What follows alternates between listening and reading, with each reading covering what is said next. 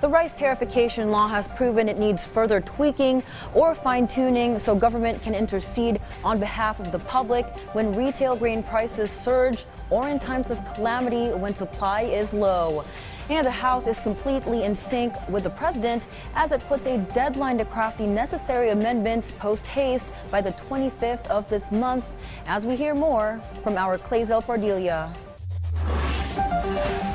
President Ferdinand R. Marcos Jr. committed to certify as urgent a bill to amend the rice tariffication law. This to address the rising concerns over the price of rice in the market. Since the implementation of the RTL, the National Food Authority has been restricted from selling affordable rice in the market, which allegedly pushed the prices of rice. The Department of Agriculture is pushing to reinstate the authority of the NFA to sell rice in the market, but only during emergencies or when prices soar.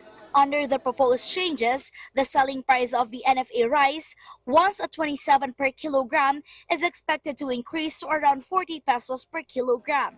However, this pricing adjustment will be contingent upon the prevailing market conditions and executed in accordance with the guidelines set forth by the NFA. Kung yung stock ng NFA ay 3 months hanggang below 6 months, ang magiging presyuhan ay 20% lower than the prevailing market price na na-monitor ng PSA. Halimbawa nga, kung 50 pesos ang na-monitor na price, minus 20%.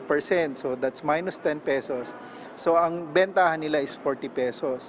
So kung more than 6 months naman, at pwede pa, yan ay 30% lower. Win-win solution ito na tingin ng ating kagawaran na hindi nalulugi ang NFA, at the same time, mas mura yung bigas. The Federation of Free Farmers proposes that subsidized rice should only be sold to marginalized sectors.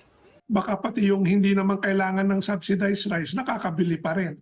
So there might be a need to limit yung distribution channels. Kung magbibenta yung NFA ng bigas sa napakamurang halaga, mas muro kaysa commercial price, no?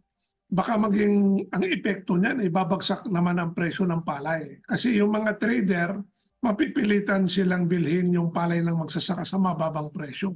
However, Senator Cynthia Villar opposes the proposal to restore the NFA's capability to enter the market. Villar, the principal author of the rice tariffication law, mandated the NFA to solely stockpile rice and refrain from market intervention, which is purportedly the source of corruption. Tinanggal nga yun eh. Kasi alam mo, dati ang NFA, siya nag-i-import exclusively ng bigas. And napansin ng gobyerno na hindi nagmumura bigas in spite na sila walang tarif. Meanwhile, a former agriculture secretary emphasized, ang corrupt dyan hindi NFA. Yung mga siguro yung mga tao na nagpapatakbo ng NFA, yun siguro ang involved sa corruption. And there are safety nets instituted by law to address problems like corruption. he advocates to empower the NFA by giving back its regulatory function. Historically, the NFA played a crucial role in monitoring rice supply stored in warehouses, as well as identifying the pricing strategies employed by importers and traders. Kaya nga noong 2018, ang presyo ng bigas lang ay 38 pesos per kilo. Anong nangyari? Ngayon, 60 pesos yung kilo ng bigas. We cannot allow the staple food of the Filipinos to be controlled by the rice cartel. And I would like to thank the President for this. Bantay Bigas lamented, on the other hand, nananatili yung malakas namin panawagan ng pagbabasura dun sa RA 11203. Yung 5 years of implementation nito, konkreto na yung mga epekto nito sa mga magsasaka at ng mga consumers. Dahil sa pagiging number one rice net importer ng Pilipinas.